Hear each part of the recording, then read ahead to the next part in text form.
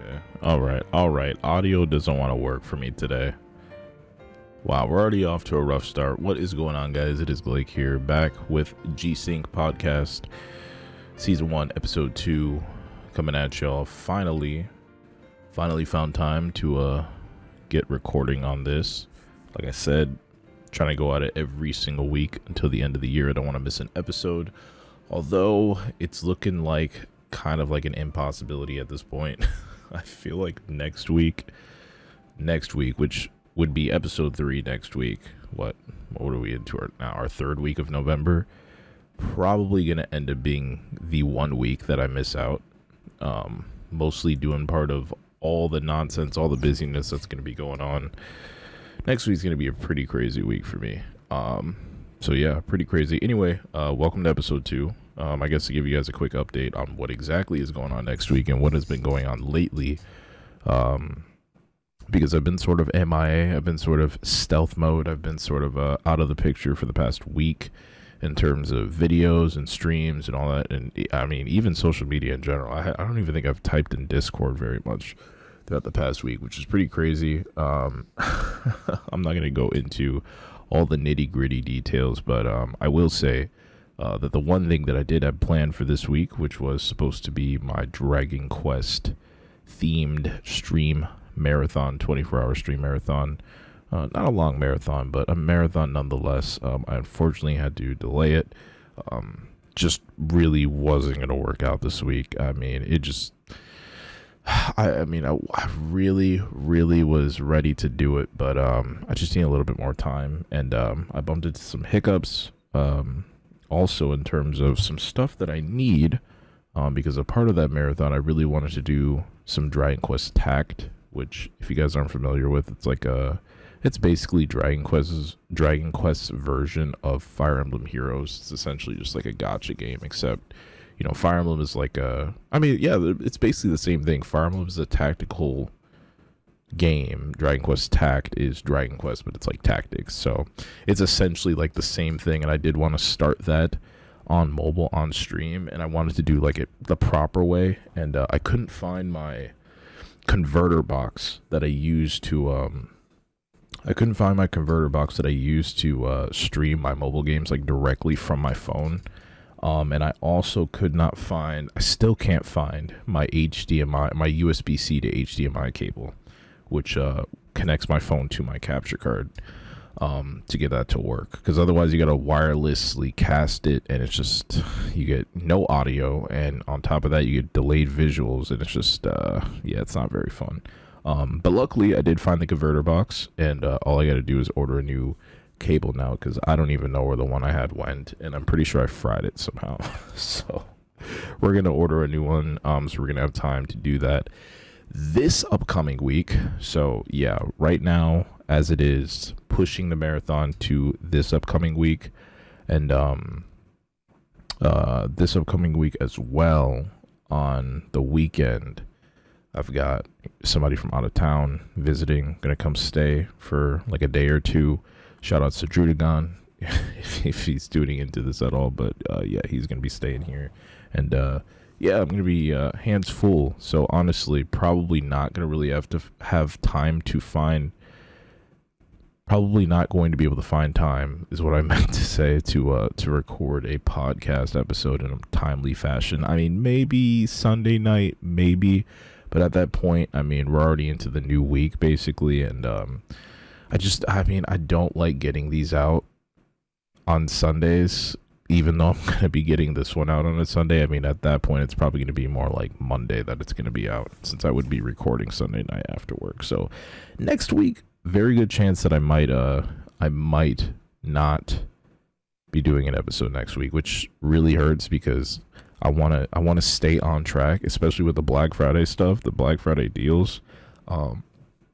So yeah, I mean, I'm gonna try my best. Maybe we can get one in there on Wednesday, or maybe I can record on Thursday before I do the marathon. But I'm gonna need some energy to do that, because Dragon Quest just sucks the energy out of me, because it's a very slow-paced RPG.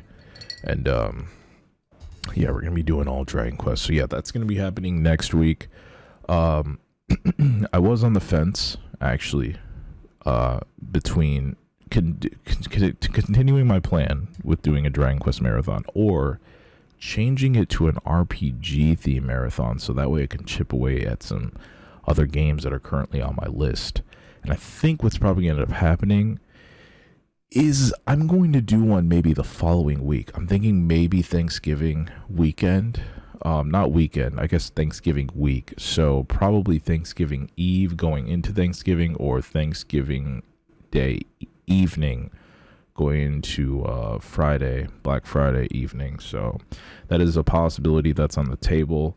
And then to top it off, probably what will be most likely the final marathon that I do before the holiday streamathon. I'm thinking about doing one for World of Warcraft Classic Season of Discovery. That's coming up at the very end of November. It actually drops on the 30th, which is, what day is the 30th? Is that a Thursday? It's perfectly a Thursday. So I could literally just do a 24-hour there, and I'm considering it. So just some things to keep in mind. Nothing concrete right now. It's just some stuff that I've been thinking about. But yeah, I've been MIA from stream and all that. And, you know, don't worry.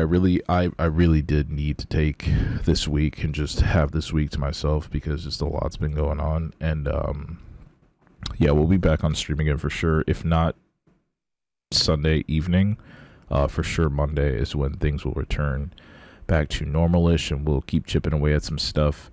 Probably get to some more competitive sort of content on stream, and grind away at some of that stuff before I spend a full 24 hours doing Dragon Quest this upcoming Thursday, which would be the 16th, is when that marathon's going to start. So once again, if you're into Dragon Quest, oh yeah, that is the 16th. I'm looking at my calendar. So if you're into Dragon Quest, you'll be doing Dragon Quest 10, a lot of Dragon Quest 10, some Dragon Quest 11 continuation, Dragon Quest Tact. We're going to be making our Dragon Quest Ultimate Waifu tier list, Ultimate Dragon Quest Waifu tier list, I should say. And probably watching some Dragon Quest content as well, probably the anime a little bit, and the Your Story movie, and that stuff is going to have to be streamed over on Kick. So the Twitch stream will probably go down at the time that I'm doing I'm doing that stuff, since you can't stream movies and animes and stuff to Twitch. Kick doesn't really care. But yeah, just a heads up for that. So yeah, that stuff did get delayed. You know, if you're looking forward to that this week, sorry, but yeah, next week is when we're gonna be going at it. So yeah, it is late Saturday night, 3 a.m. Finally doing episode 2. I'm oh man, I don't even know. I'm really going through it right now. I'm really going through it. Trying to stay awake, trying to stay alive. It's a whole nother scenario. But I will tell you what has been keeping me going, especially the last couple days, is a little game called Poke MMO. Man, I gotta spend a little bit of time, just a little bit of time this episode talking about some Poke MMO, because man, this game has low-key had me hooked. When I'm feeling down, when I'm feeling out of it, when I'm feeling, you know, not in the mood, MMOs are my way to cope, my way to pick me up. And yeah, I've been messing around with some Poke MMO, which has been a game that's been on my mind throughout the past like 6 months, I want to say. It's a game that I actually did, I don't want to say my first video, but it was one of my first videos on my current YouTube channel that I currently upload my gaming content on. It was one of the first videos I ever did on that channel back in 2015, I think, which was quite a while ago. I made an account, and my intent was to play through like an entire region at the time on Poke MMO, and like do that for YouTube. Obviously I didn't continue because, you know, I think I was quick to find out back then that, wow, this game is pretty grind heavy. Good luck progressing every single episode. It's a little bit more difficult than the normal Pokemon games. You know, if you're used to, I want to say, if you're used to like the past 3 or 4 gens of Pokemon, so what would that be at this point? We're on Gen 9. So yeah, I mean, yeah, basically since like Gen 5, if you're used to like the past, since Gen 5, if you're used to that level of difficulty, let me tell you, Poke MMO is going to give you a little bit of a run for your money. It's definitely turned up in difficulty a bit. Things are a little bit more challenging. I don't want to say things are on like a BS level. like compared to like running a Nuzlocke or a randomizer, but there's definitely some difficult stuff. The progression is a little bit difficult, and if you're lacking, you're gonna have a pretty rough time. But I've been really enjoying that game a lot this past week. I've finally completed Kanto, got through Kanto, and I'm moving on to the Johto region, which was just added into the game. So they actually have all 5 regions added in now, or the first 5 regions, I should say. And I think they did it in the order of, I think they did Kanto first, then they did Hoenn, then they added in Unova, then they did Sinnoh, and Johto just came out, I think in September. So yeah, it's a pretty neat little game. You know, obviously it's exactly what you'd expect. It's a Poke MMO. I mean, you got other players running around in real time. You could challenge them, trade with them in real time. They've got a ladder system for PvP. They got ongoing tournaments for PvP. There's also a ton of other stuff that's not in the normal Pokemon games. Like you've got whatchamacallit here. I think these are in the new games actually, is when you encounter like a group of Pokemon in the wild, like 5 at a time. They've got that in. They've got you know, seasonal events. They've got a Halloween event that's still going on right now. Actually, I think it ends either it ends today or it ends on the 16th. I'm not quite sure. But yeah, I've been trying to grind away at that a little bit and finish what I can of that, because technically it's really hard to finish if you don't have all the regions completed, because you got to be able to get around and like collect stuff. There's just a ton in the game, and if you're into Pokemon at all, I would highly suggest looking into it. Obviously it's not officially ran by the Pokemon company. It's obviously like a fan ran game. But for a fan ran game, it's incredible. And you know, I played Poke1, which is another like Pokemon MMO, a couple years ago. I think back in 2017 or 2018, I was into it pretty heavily, and I think I completed every region that was in that game. No, I didn't, because I think right now they only have Kanto and Unova, and I think they may have finally added in Johto, but I don't even know. But yeah, I mean, Poke MMO has come a long way compared to Poke1. Like before, I was like, oh yeah, Poke1 is where it's at, but nah, I think Poke MMO still takes the cake 100%. So definitely would recommend looking into that if you're into Pokemon, if you're into the old school Pokemon stuff especially. I think it's perfect for those players who are just not as much into the new stuff. So yeah, I just wanted to throw that out there because it's just one thing I've been super hooked on this past week. Yeah, I plan on to continue playing, might even do some streams of it as well. Just progressing through Johto, we'll see what happens, but you know, there's a lot to play. I don't want to waste too much time. But yeah, anyway,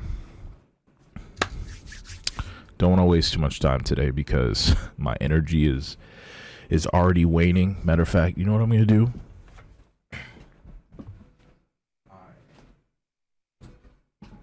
Oh, this is extremely heavy.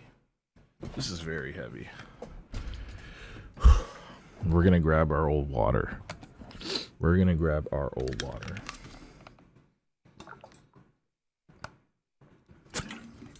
Because 100%, I'm going to need this today. 100%. I feel like I talk at 1,000,000 miles a minute when I'm doing this. And because of that, I get really tired, like really fast, shortness of breath and everything.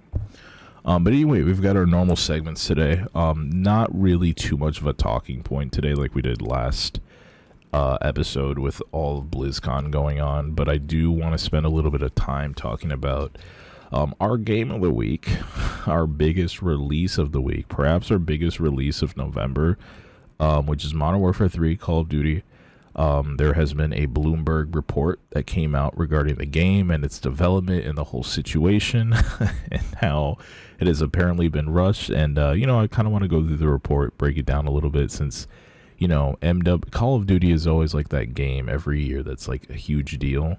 Obviously, I just feel like COD isn't like, it's not the name that it once was, say, like a decade ago, but I mean, every year you can always guarantee like it's going to come out in November or late October. It's going to be the thing of the talk of the town for about a month, and you know, it's like Call of Duty release may as well be a holiday. Like let's keep it real. Like it may as well be like I don't even know. It should be its own holiday because we've had it since the dawn of history, it feels like, and it's just a thing you can always expect every single year, almost the same time every year. It's like a holiday in and of itself. So we're gonna spend a little bit of time going over that Bloomberg report. I want to see all the details. I want to see what I was right about, what I was wrong about in terms of its development, because some stuff I was like, I knew that's what was going on. Why were people telling me that that's not what was going on? So we're going to go over that. But first off, we got some gaming news, a couple things to get into as well. Got our FGC segment, a few news bits here for that. Not too much like last week. Got some quick Black Friday deals for this week. Not too much else. I mean, these aren't huge deals. But next week, if I do an episode next week, I promise to compile a much larger list. But things have been rolling out pretty slow, and to be very honest with you guys, it doesn't seem like Black Friday deals this year are looking too great. Even on the PC side of things, like I know I've been saying for like the past like 3 or 4 months now, pretty much since July, that oh yeah, I'm gonna build November. I'm building a new computer. Black Friday, boys, and these deals just don't look that great this year. So honestly, I don't think I'm going to be building a new one anymore, which kind of has me a little concerned. I mean, just because of the issues I've had with my current computer over the summer. When installing a new CPU, I just, you know, the whole process just made me feel like this thing might not last me much longer, but it's been doing okay as of recent, and it's been doing what I need it to do for the most part. But I definitely think like once I sort of hit that 3-year mark, even though I did just upgrade my CPU, once I hit that 3-year mark with a build, with a main build, I start to get a little weary about it. Like, okay, I should probably start thinking about getting a new build. And am I about to hit the 3-year mark? Let me see. I am in the 3-year mark. I built this computer in 2020. So yeah. Was it 20? Yeah, it was 2020. Yeah, so, you know, it's about that time. So yeah, gonna go over some quick Black Friday deals. And then we've got our Core React segment. Gonna talk a little bit about some of the latest albums that dropped this week, as well as a semi-reaction and a small little discussion about a little track that came out, a little collab that came out, you know, between a band called Spearbox and a major hip-hop artist by the name of Thee Stallion. You know, we got to talk about that a little bit because that was a huge deal. So yeah, I'm going to go over that stuff first, maybe throw in a couple breaks here and there, but probably not too much. And yeah, I guess let's just hop into the news right away. Lots to talk about, don't want to waste any time. We got some Switch news to talk about first, and oh boy, can I pull this up? Oh, I can pull this up. This is courtesy from Nintendo Everything. You know, want to get your Nintendo news, you head over to the Nintendo Everything, right? I mean, it's literally Nintendo Everything. Let me see if this is going to pop up properly. Oh, yeah, that's good. But can I do this one? No, that's not the one. We're going to do all my scenes here. I think this might be the one. Yeah, that'll do. This text is, like, very small. This is kind of crazy. I could zoom in, which is nice. I'm also blind, so that works for me. Nintendo's denying things again, and you know, you can say what you want about the situation, whether or not they're lying, or maybe we have been led on in a way that we probably should not have been in regards to the next Nintendo console or successor to the Switch that is apparently supposed to be coming out sometime next year. Either way, the president of Nintendo Japan came out recently this week. I think it was during like a meeting. They've had some sort of meeting, and I think he was talking to, I mean, the article was going to say it. I'm just going off the top of my head. I think he was talking to investors or something in regards to the Switch 2 rumors being inaccurate. So this article says, Nintendo president Shintaro Furukawa has weighed in on recent rumors surrounding the Switch successor, stating that they are not accurate. So he commented on the situation during a financial call. That's what it was. He didn't have much to say about a new system, which isn't surprising, but he did say, as translated by Nintendo Everything, the rumors online that appear to be public information are not accurate. So more than likely what he's referring to about the whole public information is probably in reference to the so-called secret little showing that they had of the system to developers at Gamescom 2023, which happened in August in Germany. There was apparently a private showing of the new system, sort of like a demo of it. Devs got to see how it worked. Some information came out. I think during that time, that's when people were saying that it didn't have any backwards compatibility. At least what they were shown didn't feature any backwards compatibility. That's where people were a little bit worried. But so he said, so Furukawa pointed to reports that some game makers were briefed on Switch 2 in 2022, and that it was shown off during an overseas event this past summer. So yeah, they're referring to Gamescom. It was previously reported that Epic's The Matrix Awakens Unreal Engine 5 tech demo was on display at Gamescom 2023 in August, along with an upgraded version of Zelda Breath of the Wild, which wasn't necessarily intended for release. Breath of the Wild, by the way, this isn't Breath of the Wild 2 they're talking about. Furukawa also commented on a recent patent that has been making waves online. There's been lots of talk surrounding a filing showing a handheld device that can be split in two. We already know that's not going to happen. However, Furukawa said, as translated by Nintendo Everything, we applied for a patent knowing the information would be made public. This does not necessarily mean we plan to equip future products with this.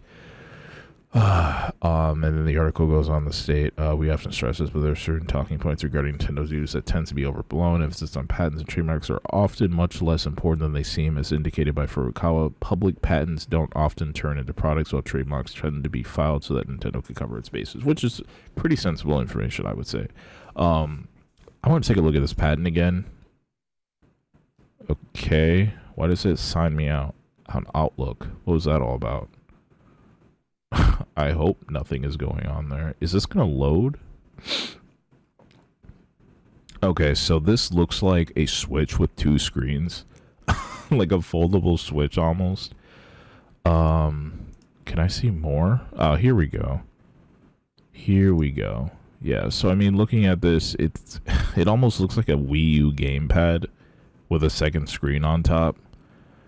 And I mean, listen, like, obviously, this is probably not what we're going to be receiving. Like, I don't think they're bluffing here. I think this is probably just to cover their bases. I know somebody on social media I saw underneath this tweet or whatever, they said something in regards to it's more than likely this is to sort of combat, since the 3DS is out of production and, you know, the games are going to, you know, no longer be running online next year. They're probably trying to prevent future sort of 3DS clones or what have you, stuff of that nature being made to sort of combat that. So I think that's probably what's most likely going on here. But it's pretty interesting. I think the main thing to take away from this is that, you know, it's pretty obvious at this point that they do have a new system in the works, and even though it's more than likely not this, it seems like I just find it a little bit weird that he would even comment on this to begin with. Normally Nintendo, like, you know, like patents come out and they sort of just like, oh, whatever. They just don't really say anything about it. But it seems like maybe he made this statement because he doesn't want devs thinking that they're switching up last minute or something. I don't even feel like that would be realistic. But I mean, if the showing really did happen in Gamescom, which, I mean, I'm pretty sure that it did. I don't even understand why he would even have to make this statement, which at the same time kind of makes me feel like maybe it didn't happen. So, I mean, how much about the system do we really know, like, for real? Like, do we really know anything at all? I have a feeling that they're going to come out with this thing and it's going to be a total whammy. Like, it's going to be something that we really didn't expect at all. Personally, I'm still expecting it to be just more of an upgraded Nintendo Switch. Probably nothing too special, no crazy bells and whistles really added to it. I'm literally expecting it to just be a more beefier Switch. Perhaps a new screen type, I don't even know, maybe a little bit larger, who knows. I'm honestly expecting it to sort of take on more of a form like a Steam Deck, to be able to pack more of a punch, have more of some beefy specs built inside of that bad boy, some more beefy tech. And speaking of Steam Deck, we're going to get to that in a minute. But on the topic of exactly what their plan is for the future of the Switch, I want to go back to this for a second, because this is something that was shown. Apparently, they updated their little Switch roadmap here. And if you guys remember before, earlier this year, they released something similar, but after the Switch OLED, it said like, there's like question mark and it said like future Nintendo hardware or something of that nature. But here's the future outlook now. Nintendo Switch will enter its 8th year. New titles will continue to be released. Maintain and expand user engagement with Nintendo Switch, maintaining business momentum. So, it doesn't look like they are planning to slow down at all with the Nintendo Switch. Switch will be entering its 8th year, and yeah, so going forward, we would like to continue to see many consumers play Nintendo Switch and to maintain our business momentum. And the bullet point above that, we will continue to release new titles and concept for Nintendo Switch without being bound by the traditional concept of the platform lifecycle. So, I mean, I don't really know what that means in Nintendo speak, like, because I mean, you could say that about literally anything. I mean, you're going to try and support your hardware for as long as you possibly can, which just makes it sound like to me that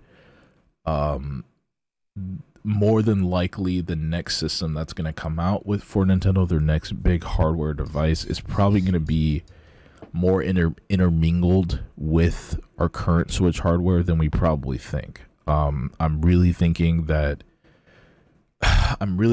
we're probably looking at more of like a PS4 Pro, Xbox One X sort of situation, where while we'll most likely get all of the same games, I'm thinking certain games will probably either miss out on certain features that the updated system will have, or will simply just miss out on extra performance, better performance.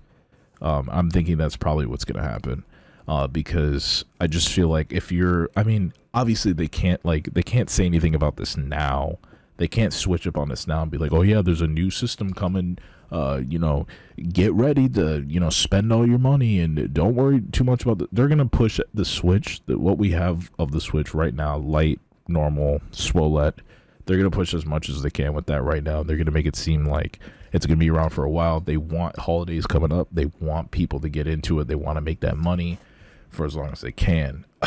But, I think it's pretty obvious that like they have something else in store. But if it's not happening at this very moment, their focus is on the Switch, and that's where the money is to be made. So I think Nintendo, they think they're so slick. They think they're so sneaky, man. But I think we'll just have to wait until after March, and that's when we'll probably start hearing a lot more about whatever the next system is. So yeah, I mean, we've got like that's like 4 months left, so it's not gonna be a long wait, but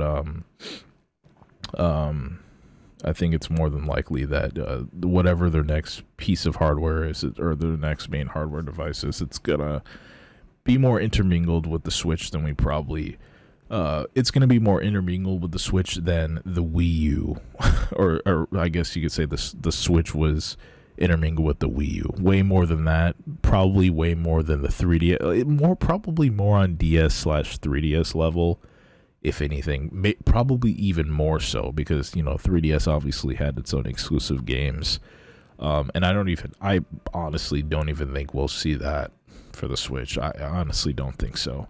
I think if I had to come up with a scenario in my mind, let's say hypothetically the new Switch has some sort of VR function, I think probably the games that will come out will have a VR option, but if you're on normal hardware, you only have the ability to play it normally without VR. I think that would probably be what we're looking at. But I'm not a freaking fortune teller, can't tell the future. But that's sort of the feeling that I'm getting. So yeah, that pretty much does it for Switch stuff. Like I said, anytime we come across some juicy Nintendo Switch news or like anything regarding what might be coming next, I'm gonna cover it because we all can't wait. We're all waiting. We're all waiting. It's gonna be an interesting process as we close in on 2024, move into 2024, and we start hearing more and more and more about the system as time goes on. But in the meantime, if you just absolutely cannot wait for a Switch 2, may I introduce you to the Steam Deck OLED. So it finally happened. I did not think that the Steam Deck was going to get its SWOLED version, but it actually did. Turns out they're just straight up copying directly off of Nintendo. So yeah, we're getting a new Steam Deck. It's not the Steam Deck 2. It's not that. So, you can already stop thinking about that if that was in your head. It's not the Steam Deck 2, but we are getting a new upgraded version of the Steam Deck. Some slight upgrades. It's going to have an OLED screen. Obviously, as you can see here, a high dynamic range screen, longer lasting battery, faster downloads, and much more. The faster downloads is actually due in part of, I think it's got a new Wi-Fi version or something like that. So, yeah. So this one has Wi-Fi 5. The new versions have Wi-Fi 6E, as you can see here. These are pretty much all the changes. So the original Steam Deck right now is $400, but for literally $150 more, you can get the OLED version. And by the way, this is the 256 gigabyte Steam Deck. You can probably find the 64 gigabyte one. I think it was 64. This one's 64, but yeah, it's right here. This is LCD for three, so you can get it for even cheaper. And I was like, dang, I should really just get this, but you know what? The OLED is looking so good that if I'm gonna get a Steam Deck, I'm probably just gonna get the cheaper Is it really the cheapest version of the OLED is freaking $550? Are you serious? There's no cheaper version? Oh my god.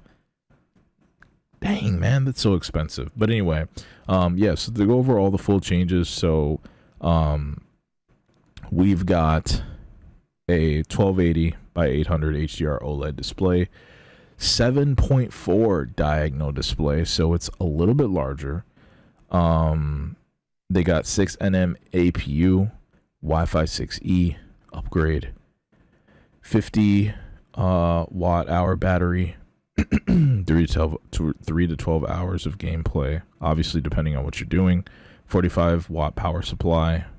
That's the same. Oh no, that's the same. It's just a little bit longer. Carrying case, Steam profile bundle. So pretty much the exact same stuff. You've got a few changes, but the most notable I would say is obviously the slightly larger screen size, the upgraded Wi-Fi, and the battery, and the screen obviously itself. So I mean, that's a pretty good handful, I would say. Does it justify spending $150 more? I guess. I mean, I saw some people say that if you're interested in getting a Steam Deck, you don't already have one, this is probably the option for you. Just get the OLED. I believe they also stated that the Steam Deck 2, in tandem with this announcement, they stated that the Steam Deck 2 is still 2 to 3 years away, but it is coming. So yeah, you also kind of have to think about that way. And I think if you're going to be waiting 2 to 3 more years and you're really all about the Steam Deck, like, this is something you're going to be invested in terms of wanting to get the future iterations as well. Think about it this way. You save what, $300 a year you're probably going to be able to afford the next Steam Deck, at least the base model of the next Steam Deck by the time that it comes out. Just set aside $300 every year. Boom, you're going to be able to have the second one. This is the way to think about it. But yeah, I mean, I think for 550, I think probably it's okay. What I'm wondering though is if they're going to come out with a third model or a third option that's a little bit cheaper, maybe like 256 gigabyte like this one, and maybe have it be 500. I think that would be a good sweet spot. Even if it's 450, I feel like that would be nice. But I don't know. I guess right now these are the only two options available. They want to try and milk as much cash as possible. And you already know they're going to be sold out for a good amount of time. I think they're probably going to be sold out at least until January. I mean, it's the holiday season, so these are going to go really fast. So, I mean, they go live pretty much everywhere else. I think they went live in a couple countries already. But here in the States, I know for sure they go live November 16th. So if you want one of these, you better be quick. Because you know people are going to scalp them up. And they're going to be... I mean, they're going to be hard to get even for... they're going to be hard to get, especially because of the holiday season. So I mean, it's going to be a tough time, but we'll see what happens. Reviews are already up on YouTube. You could already see this thing in action on YouTube. It's not like some secret thing. Like some people already have their hands on it. Some people already own them. So yeah, definitely give it a check out if you're interested in the Steam Deck. I know I've been wanting one for a while. And then they come out with this, and I'm like, dude, come on. Like, come on. But, yeah, like, it's kind of annoying because, like, I was pretty set on, like, these have gone down in price so much now. The base models, they've gone down in price so much now. You can buy them secondhand, good condition, so much cheaper now that, like, I can almost justify getting one. The problem is now that they drop an OLED model, I feel way more inclined to just be like, crap, now I gotta spend more. So now I'm like back to being on the fence. So I don't know. I don't think I'm gonna get one this year, but you know, if you know, it's I mean, like, would I rather have this or would I rather have start building a new computer? That's like kind of what it comes down to for me. So this is almost a cause for like a decent graphics card too. So you know, you gotta pick your gifts. You gotta pick what you want wisely. But that is there as an option for those of you who might be interested. All right, so moving on to the next thing. My tabs are like giving everything away, by the way, what I'm gonna talk about. Just now noticed. This is a quick one, but it's a huge deal for most people. I hope you guys are ready for the Video Game Awards this December, because probably at the VGAs we are going to be getting our first look at Gran Theft Auto 6. It's finally happening. Rockstar has finally announced that it's happening. They know we've been waiting for eons, most people at least. It's happening. So they tweeted this week, next month marks the 25th anniversary of Rockstar Games. Thanks to the incredible support of our players worldwide, we have had the opportunity to create games we are truly passionate about. Without you, none of this would be possible, and we are so grateful to all of you for sharing this journey with us. In 1998, Rockstar Games was founded on the idea that video games could come to be as essential to culture as any other form of entertainment, and we hope that we have created games you love in our efforts to be a part of that evolution. So a lot of corny dialogue. And then they finally say what everybody's been waiting for all these years. We are very excited to let you know that in early December, we will release the first trailer for the next Grand Theft Auto. We look forward to many more years of sharing these experiences with you all. Thank you, Sam Hauser. So, early December, eh? Early December, eh? Guess what also was early December? Yeah, that's right. It's going to be happening at the VGAs. I guarantee you guys 100% our first look at GTA6 will be happening at the VGAs. So make sure you tune into that. Matter of fact, what day is that? Obviously, it's December 7th, but what day is December 7th? It's a Thursday. I'll be able to stream it. Let's go. Yeah, so definitely we'll be doing a VGA stream this year. I think this is the... No. I did one last year. But this will be... This will be the second consecutive one I've been able to do since before COVID. So I missed out on 20. I think it was 2021's I missed out on, and that was when they revealed Sephiroth. I couldn't stream that one live because I had work. But this one I will not be missing. I'll be able to stream it, which is very nice. So that's happening. So yeah, I mean, this is probably like, I mean, dude, when they tweeted that, like, I swear to God, all Twitter blew up. All I saw was GTA this, and I'm just like, dude, are people really this crazy about Grand Theft Auto? I'm like, what is it about GTA that, like, I don't get it. Like, is it just the campaign? Is it online? Because as far as I know, most of GTA Online is mostly just RP, right? Like, a good chunk of it is RP. You can't sit here and tell me that all these people are really into RP. Like, even normies, bro, like, normies are into GTA. So, like, what is it? Like, I don't even know. I'm gonna have to give GTA 5 an honest try, but I feel like all I know about it is really just RP. Like, I don't know too much else. Like, what else is really going on in GTA 5 that I need to know about? Because I mean, clearly I'm missing out on something. Clearly. And I'm not even saying that GTA 5 RP is corny. Like, I actually really want to try it. I just find it hard to believe that it's like the main appeal of the game. It's got to be something else. Maybe just like the free form online play. But even then, I'm just like, is it really, like, why is it like that crazy? But I don't know what it is. I don't know like what the crazy appeal is. Like, you can't tell me like people are getting this hype over a Grand Theft Auto campaign. Like, I just don't believe it. But yeah, this is gonna be a huge deal when it is shown during the VGAs. Mark my words, it's gonna be shown during the VGAs first. It's gonna be a huge deal. People are gonna be talking about it, and it's gonna be announced for 2028. So, I mean, get ready for a very long wait. But at least we know that it's coming. So yeah. Anyway, that's gonna do it for my video game news for this week. Not too much to talk about. Very small list. Like I said, you guys already know it's the end of the year. Things are dying down. And news is going to be even slower as we make our way into December, as we make our way towards the end of this month into December. It's just going to get slower and slower and slower. And honestly, most of the news we're going to be talking about is going to be Black Friday stuff, which we're going to get into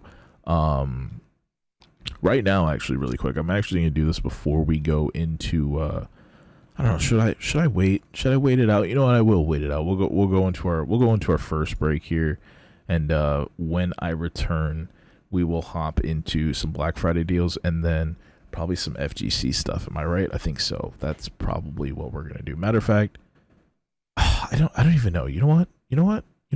Let's do. I can't even decide. I actually can't even decide. You know what? I'm going to run through some Black Friday deals stuff first before I break. Because to be very honest with you, the list is not too big today. This week, like I said, I got to do more digging for next week.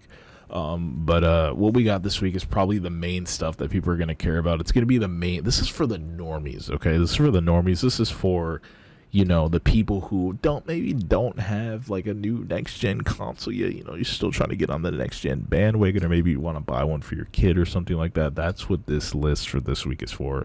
This is our Black Friday deals week 2. Pay attention, it's a short list, so don't miss out. But anyway, these are deals that I checked last night. So as far as I'm concerned, these are still live and active. So make sure, if any of them interest you, make sure you hop on it as soon as possible. Because like I said, some of these deals are expiring, rotating out with new deals, new bundles.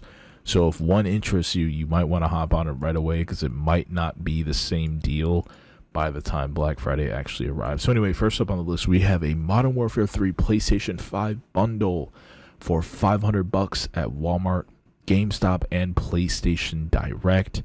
So Walmart, it's I believe it's online only. No, I'm pretty sure it's online and in store. And you got the GameStop online and in store. PlayStation Direct, however, is an online only thing, so you'll have to pick it up online there. But $500, so obviously that $500 is like what you would normally pay for a normal PlayStation 5 disc version. But with that bundle with Modern Warfare 3, you're saving $70. It's a $70 game. you're saving $70. So I mean, it's a pretty good steal if you want a game to go along with your brand spanking new console. There's also a Spider-Man 2 PlayStation 5 bundle for $500 as well at Target. So again, you're saving $70 there. Nintendo Switch people, this one's for you. We have a Switch OLED that is paired with Mario Kart 8 Deluxe for $359.99 at Walmart. So that's another. What are you saving there? You're saving $60 there. Mario Kart 8 Deluxe is still a $59.99 game. And by the way, they finally released all the booster courses, all the DLC characters, all that stuff is out for Mario Kart 8 Deluxe now. So it's time to get into it. If you haven't started playing yet, now is the time. And yeah, if you're don't have a Switch yet, you can hop into it, get it with your Switch for free essentially. And this deal is available at Walmart. And then last up, we have another Switch deal. This one was just announced by Nintendo this week themselves. It was tweeted out. I'm not sure why they wanted to make such a huge deal for it, but here it is nonetheless. We've got a Super Smash Bros. Ultimate Switch OLED bundle, which will be available on November 19th. So yeah, not until next week. But I had to add it in here for $349.99. It'll be available at select retailers. So they have yet to announce exactly where you can get it, but it will be on the My Nintendo store 100% for sure. So yeah, maybe, if you don't want to risk where else it might be available, if you worry that it might sell out right away, just know for sure that it's going to be on the My Nintendo store. Yeah, I'm not sure why. People were asking, why are they doing a Smash Ultimate bundle so late? Like, they should have done that years ago, but I don't know. I don't really know what's going on with them and Smash. Like, these people can't make up their decisions, but I feel like, Smash is a big game, and they really feel like they got to get more people on the bandwagon, I guess. I have no idea. Doesn't make any sense to me, but yeah, that's going to do it for Black Friday deals for this week. You know what? There was a couple. Hang on. This wasn't on my list, but I did see it on my phone the other night. I was like, dang, I need to add this to my list, but I just didn't have the time. I think, let me see if I can dig it up real quick. Let me see. Okay, here we go. So these are some quick CPU deals for you guys who might be interested in building a computer like myself for Black Friday this year. Now, this is what kind of irks me a little bit, is not a lot of next-gen stuff has been going on sale significantly, or I should say current-gen CPU stuff has been going on sale significantly. But there have been some beefier CPUs, some more of the popular CPUs of past generation that are now on sale, and I want to talk about those real quick. So first off, we've got Intel Core i7's 13700K is $377 at Amazon right now. AMD's Ryzen 7 5800 X3D, which is a very popular CPU for last generation, is $323 on Amazon right now. We've got the AMD Ryzen 9 7900, which is current gen, brand new, is $400 on Amazon right now, which is a pretty good price, I would say. And then we have also the Ryzen 9 5950X, which is the CPU that I just bought. And I'm pissed because I bought it for like $530 and it's $499 on Amazon right now. Still a really good chip. Yeah, this is the one I got. I don't know why they would say, I'm looking at the reviews and it says this is an impressive chip with great 1080p gaming and 1080p? My guy, this is a 16 core, like 1080p. That is some big cap right there. But anyway, yeah, so that is another one that is worth picking up if you're not ready to move on to X670, I think it is. Yeah, that's the one I went with. Very good CPU. It's been running like a god, but the rest of my build is it's it's kind of chugging along a little rustily right now. So, but if you have better components than me, outside of the CPU, I think definitely consider picking that CPU up if you're not quite ready to move on to a new platform. But anyway, I just wanted to point those out real quick. I'm keeping my eyes peeled mostly for new mostly for new generation CPU deals, because I really don't want to encourage people to like build older generation builds, just because motherboards are, if not as expensive, a little bit more expensive than some of the new stuff, just because they're not being produced anymore. It's just a waste of money. Like, if you're going to build a new computer this year, please, for the love of God, just invest in like a newer gen, so you'll at least be good for the next at least 3 years, 2 to 3 years, bare minimum.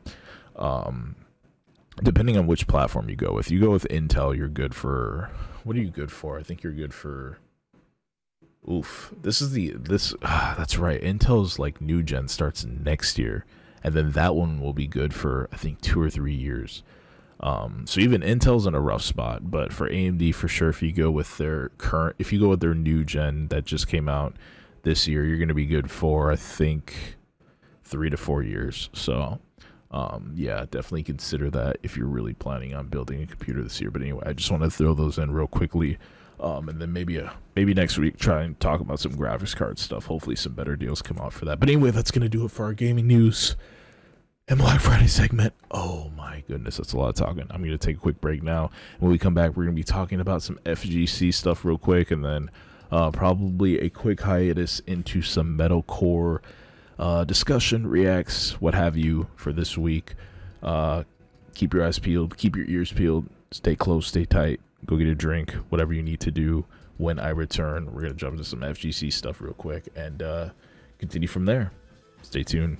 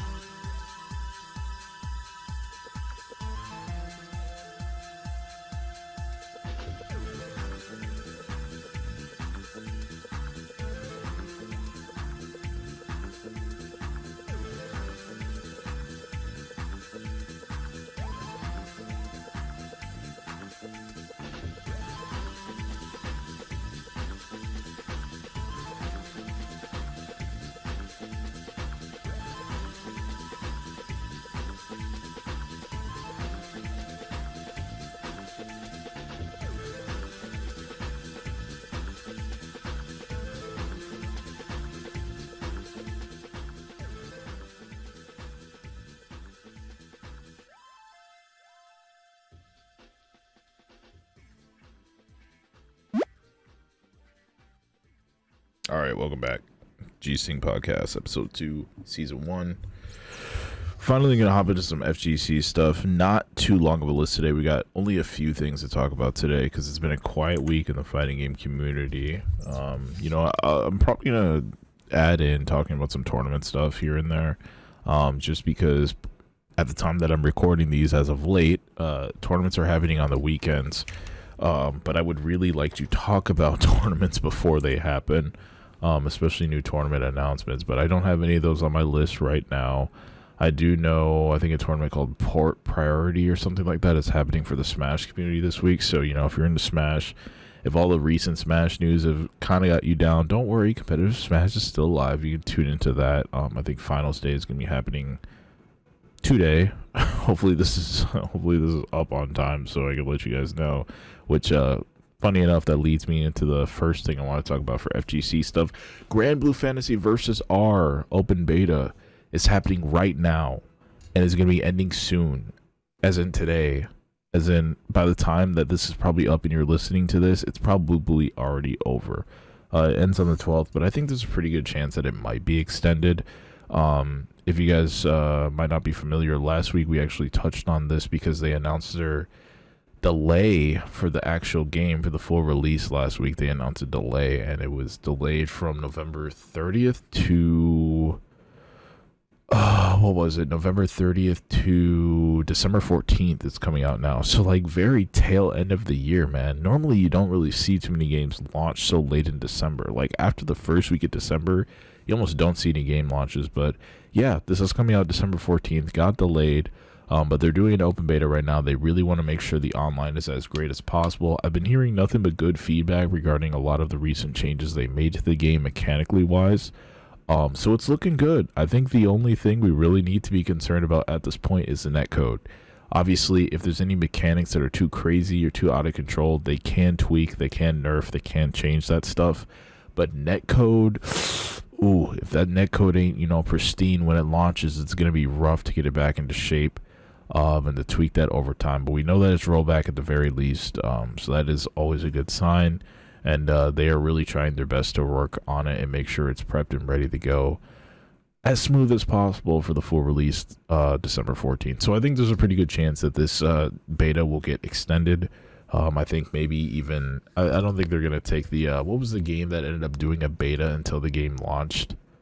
Oh no, I'm thinking of Sam's show, the newest Samurai Showdown. I think they're still doing a beta right now because the full release of the rollback was supposed to be out by now, but instead they were like, you know what, guys, we're just gonna have an indefinite beta because we want to make this as best as possible. I don't even know if it's still going on, but yeah, if you want to play some Gran Blue Fantasy versus R, the open beta is going on right now. It ends on the 12th at some time during the afternoon, I believe. So make sure to get in some time with that while you can.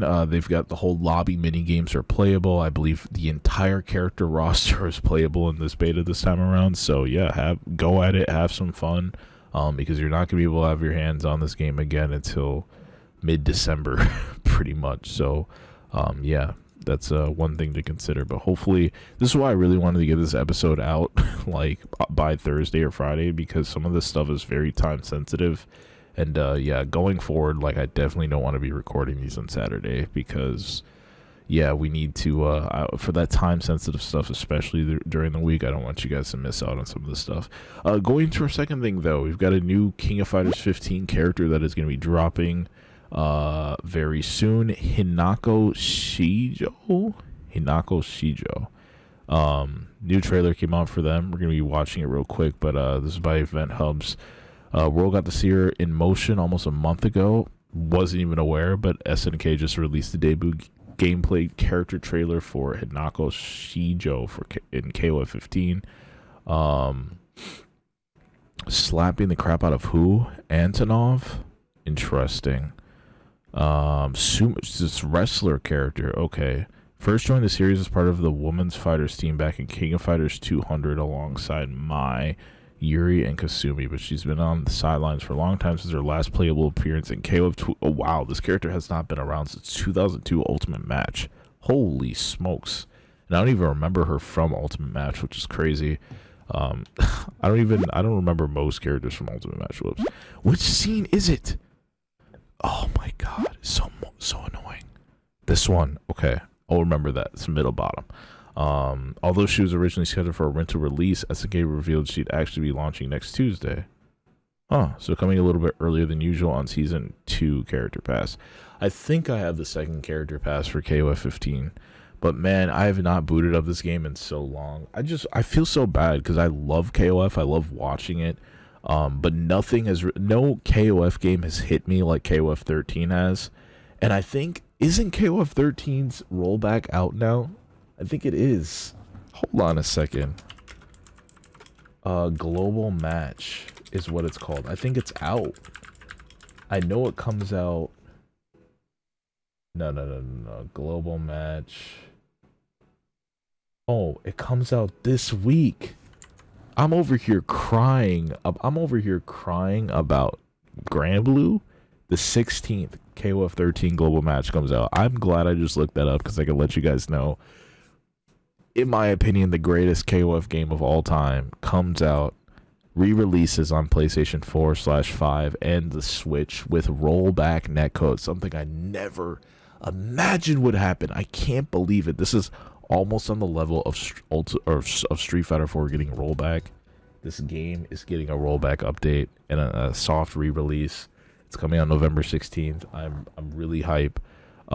Unfortunately, you know, I'm doing the marathon, so I'm not going to be able to play unless it happens really early in the day when it drops. But yeah, definitely, you know, pick it up. It's KOF 13 is such a great game. It's my favorite 2D fighter of all time. It's probably tied with Street Fighter 4, but honest to God, like, I love watching that game. It's amazing. It's the most beautiful 2D fighter out there, in my opinion. So yeah, definitely pick it up. But anyway, we're gonna watch this trailer real quick, see what what this chick is all about, and yeah, let's see what's going on. Maybe this can give me a little bit hype for some KOF, get me pumped up. Here we go. What's up with the video quality? The heck? There we go.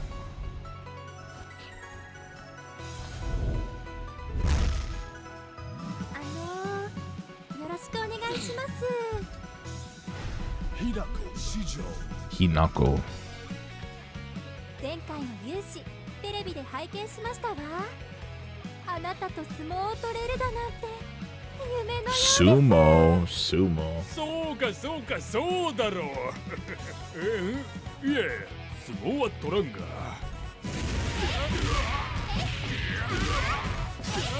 Oh yeah, she's fighting with her palms. That's interesting.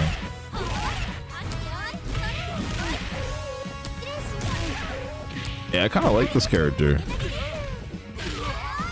私、あなたのような発展途上の方こそ相撲部に入ることで輝けると思ってますの。そちらの相撲部とうちの相撲部で合同練習なんかも良いですわよね。え、合同練習？それは楽しそうな。いや、ダメだ。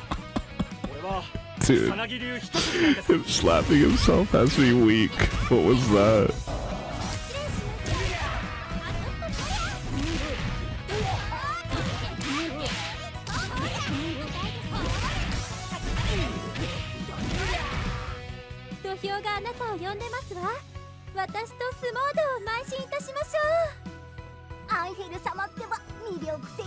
Oh Lord. Oh Lord. Oh Lord. Oh Lord.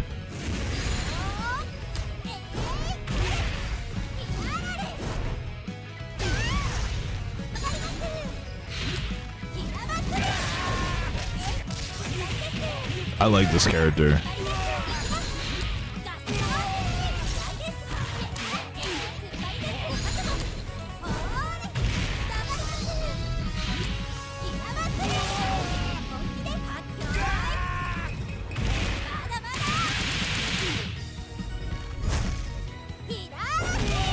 Yes.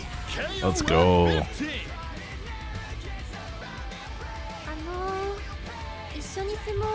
I like the theme for this game.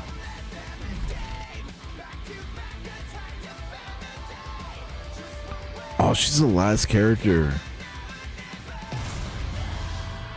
Cross-platform is live? Okay. Alright, man. I might have to hop into the KOF again, dude. I'm not even gonna lie.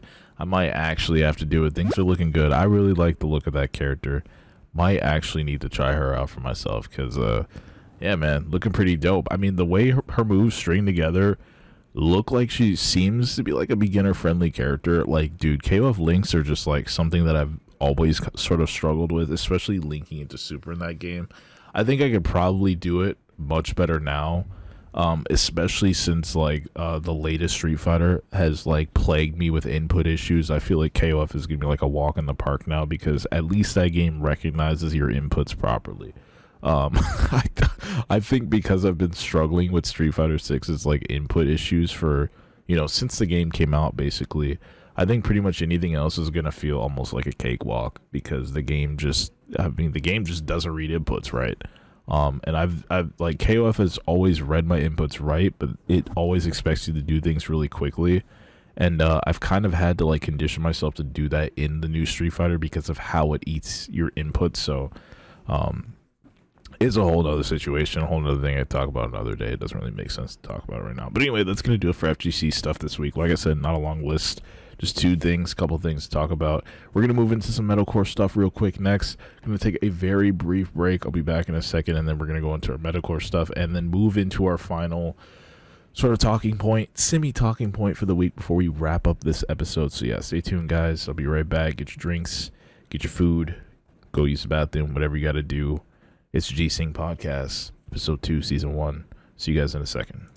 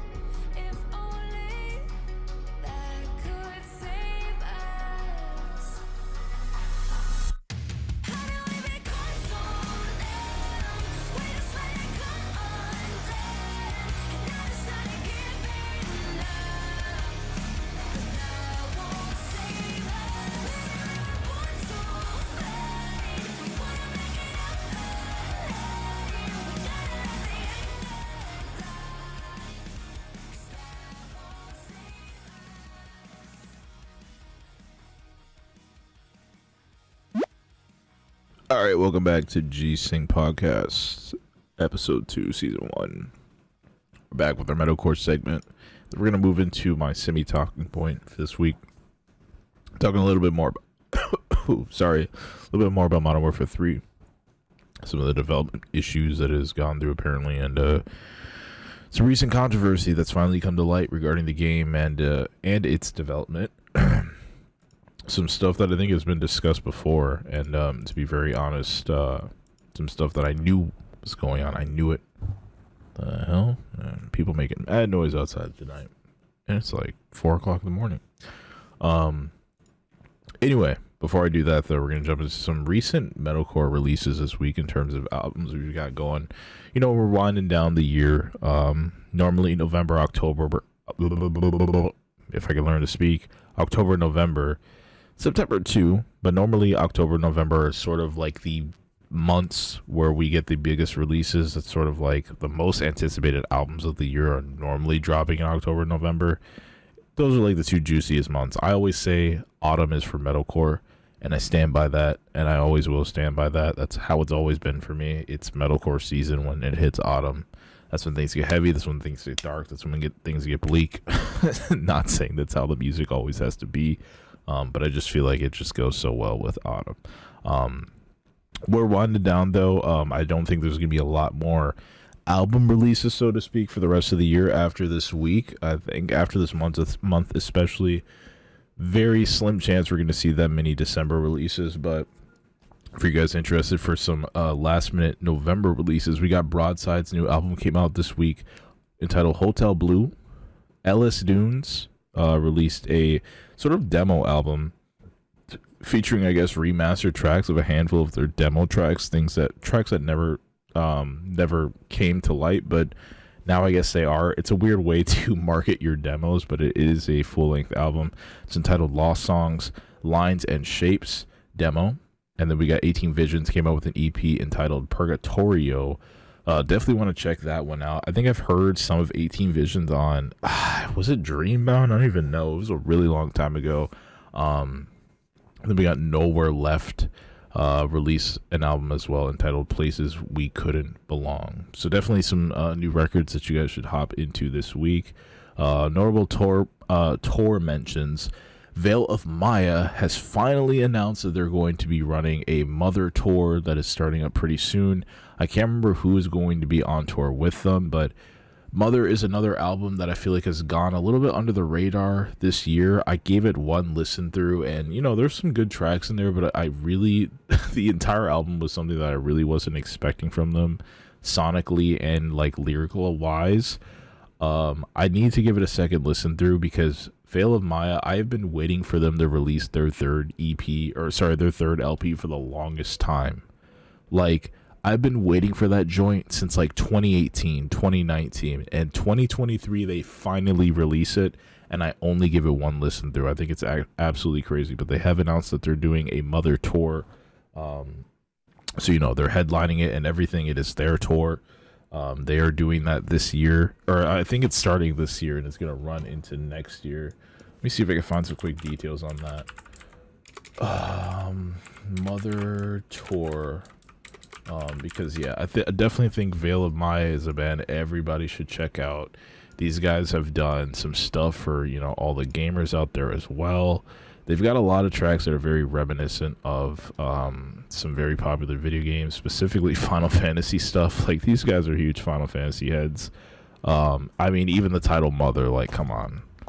You already know. Like, they're more specifically huge Final Fantasy 7 heads. So, yeah, so the Mother tour begins in January and concludes at the end of about the end of February, because February is the shortest month of the year. Concludes February 18th. So yeah, that is going on, and touring with them is Until I Wake, Left to Suffer, Reflections, and a band whose logo I don't even know what that says. Literally can't. I don't know what that says. I wish I did, but I really don't. But yeah, so they're touring with a handful of other people. Definitely check them out. Probably one of the biggest tours that are going to be happening at the beginning of 2024. Like, this literally kicks off first week of January. It kicks off middle of January, the 15th. but in January. So I mean, this is going to be they're coming out running for 2024. They're playing no games on the tour game right away. So definitely check it out if you're interested in going to some shows at the beginning of 2024. But that's going to do it for recent releases. What I really wanted to talk about this week in terms of metalcore is the recent Megan Thee Stallion. I'm sorry, I cannot speak. This is my brain drifting off. Megan Thee Stallion and Spiritbox collab featuring Megan's new track Cobra. Spiritbox has done a feature on a remix version. It is entitled a rock version or rock remix, which I just feel like is I mean, this is a very, listen, in my opinion, it's a very lazy way of titling it. But this has been the talk of the town in the metalcore community for the past week. And while not everybody is like super fond of this, mostly because you know how a lot of the metalcore community feels about rap and hip hop music, it's a whole nother discussion for another day. But people don't realize how big of a deal this really is, because let me tell you, Spiritbox, they are the band that has been, I feel like they are, so there are 3 bands, in my opinion, in the metalcore scene that have been spearheading the growth of the scene throughout the past, I want to say the past 4 years, since 2019. I think there are 3 bands: Architects, Bad Omens, and Spiritbox. Now I say Architects because I mean, I guess up until recently they're a pretty big deal, and they were also featured on, they actually have a very huge feature, which is they do the music for the main theme of the recent expansion of Final Fantasy XIV Endwalker, which was a huge deal. Huge MMO, big deal. You guys already know how much I stan Final Fantasy XIV. That is a huge deal. So yeah, I mean, they put themselves on notice. They put the scene on notice with that feature. Bad Omens, because obviously they've had probably if not the biggest, one of the biggest metalcore tours of the entire year and probably in recent history, going on this year, and I think it just concluded not too long ago. I think they did 2 tours this year, didn't they? They did the Concrete Jungle tour, or what's that last year? I can't remember. They did the Concrete Jungle tour, and then I think they did another one that happened like a little bit later, or a little bit middle in the summer. I think Concrete Jungle tour was earlier this year, wasn't it? Like at the beginning? I can't even remember. But obviously they've been spearheading it that way with tours. They're like probably the most popular metalcore band right now. They're on the radio everywhere. Like their music, I guess you consider, is more metalcore radio music, but you know, they're getting a lot of radio play, which is a big deal. And then on top of that, and then thirdly, we've got Spiritbox, which is a huge deal because they did top Apple charts. I think they were one of the first metalcore bands in a while to top Apple charts back when they released, oh man, was it the Rotoscope EP or was it Eternal Blue? I'm pretty sure it was Eternal Blue back in 2021. That topped Apple charts. I think it was like top 20. I think it had like top 20 or top 15 when it came out. So that was a huge deal also. And, you know, they've just been talk of the town for a good while. They just released their most recent EP, The Fear of Fear, which, let me tell you, dude, oh my God, that is a work of art. Oh my goodness, that is a work of art. The music videos, all the tracks, the transitions, the record, or I want to call it a record, but the EP is exactly what I thought it was going to be, by the way. I knew, you go back to my core reacts that I did for The Void all the way back in, when did that come out? That was a while ago. It was like in the summer when that came out. You go all the way back to that. I said, oh, this is going to be one of those records. Because at the time I was thinking maybe it was going to be an album, but it was an EP. And I said, oh, this is going to be one of those records that has, it's going to transition into each song. Because that's what they did with Eternal Blue, technically. And yeah, they did it again with The Fear of Fear. And let me tell you, that did not disappoint. and people have been going crazy with that. I think the Void, that track, which wasn't even an official music video at the time that it came out. Yeah, it's still not. They didn't do an official music video for that one. It's still just a visualizer. Very quickly hit 1 million views on YouTube. So I mean, that's a pretty big deal when it comes to metalcore music, I'd say. But yeah, they sort of have taken the lead though recently with this recent Megan Thee Stallion collab featuring the track Cobra in the Rock remix. And we're going to be talking about, well, we're mostly going to be listening to it today. I'm going to check it out one more time. I've only listened to it once, but I want you guys to hear this. This has been the biggest deal in the metalcore scene for a while. Megan Thee Stallion is a huge artist. I mean, the I don't want to say repercussions because that's like negative connotation, but sort of the ripple effect that this is going to have on the metalcore scene is a much bigger deal than you can fathom. I think like Spearbox is going to be the band. Spearbox and Bad Omens, more specifically, are going to be the two bands that are really going to be leading the scene, I think, into this new age of just like bringing in a ton of new people,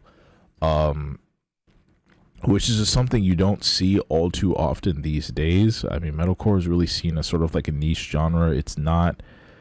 I don't feel like it's as popular as it was back in the early 2000s, like in the early 2010s, I guess. Even though the music is better now, in my opinion, I think like I've always said this because I sort of stopped listening to the metalcore genre from like, I guess like technically like the years like I don't know, 2010. No, not even 2010. It was more like 2011, 2012ish to 2012, 2011-ish to 2017 was sort of the period I was just not listening to metalcore music at all. That was like my EDM phase. That's when I started getting into EDM, into other genres, more underground hip-hop sort of stuff.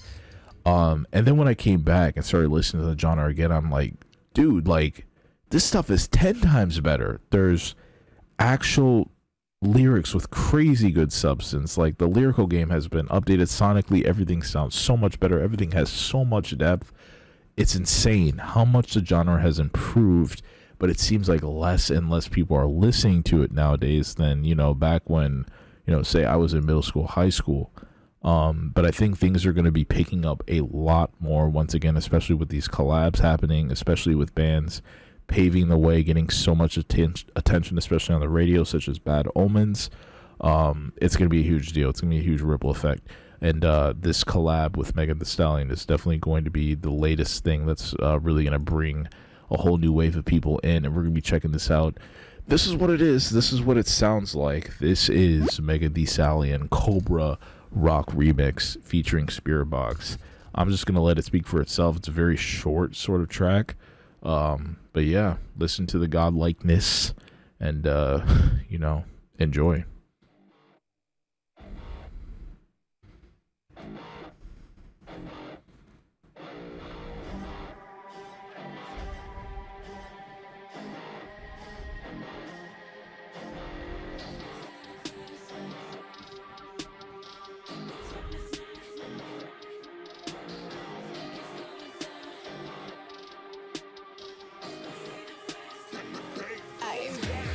Breaking down and I had the whole world watching.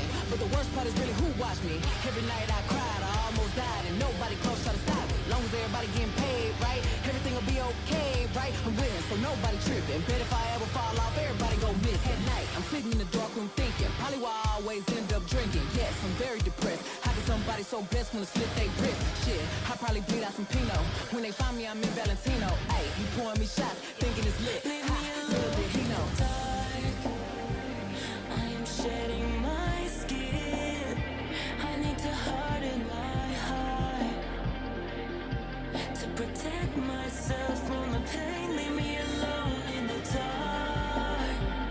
I'm shedding my skin, I need to harden my heart to protect myself, but the pain remains within. Damn, I got problems. Never thought a bitch like me would ever hit rock bottom. Man, I miss my parents. way too anxious, always cancel my plans. Pulled up, caught him cheating, getting his dick sucked in the same spot I'm sleeping. Lord, give me a break. I don't know how much more of this shit I can take. How long you been worried about me telling people that's not me? Honestly, it kinda feel like you plotting, watching. Why is you speaking on me at my lowest when you acted like you ain't know? I was tripping, going crazy, and they low-key hating so they ain't gon' say shit. Damn, I finally see I'm killing myself and bitches will die.